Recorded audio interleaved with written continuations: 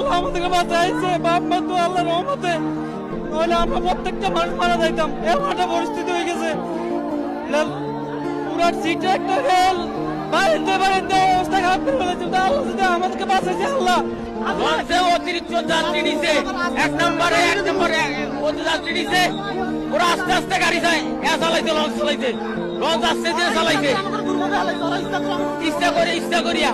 কোনো life jacket নাই, কোনো ভয় নাই, কোনো কিছু নাই। আমরা ওই সময় বলছি, আর আমাদের পুরো আরো উল্টা খেপে। তুফান হচ্ছে না ভাই, ওই বৃষ্টিতে তুফানের মধ্যে পড়ছি। লঞ্চ দোষ, লঞ্চ চালারা লঞ্চ আরে না, বই হলে উঠে খেলায়। ওরা দেখছে যে আবহাওয়া খারাপ, ওরা লঞ্চ অতিরিক্ত যাত্রী ব্যবহার করে। যেখানে এই গাড়ে পুলিশ বয়ে রাখছে, পুলিশকে টাকা দিয়া এরপরে যাত্রী এভারেজ লইতেছে। একটা লঞ্চ কতজন যাত্রী ধারণ ক্ষমতা আছে, তার তো দ্বিগুণ যাত্রী নেয়, পুলিশের টাকা খাওয়া বয়ে রাখে। ত্রিপল লাইনে 1000 বার প্রশাসনের আমরা কাগজে মিনতি ভিক্ষা চাইছি, জানদার ভিক্ষা, তারপরে হেরে যায় না এই জায়গার ভিতরে। আর এই জাহাজের মাস্টার জাহাজ চালাইছে আমাদের লাইফ জ্যাকেট না থাকে। আর এই লঞ্চে কি 800 যাত্রী লঞ্চটা দেখেন না, 800 যাত্রী লঞ্চ কিনাটা লঞ্চ কর্তৃপক্ষের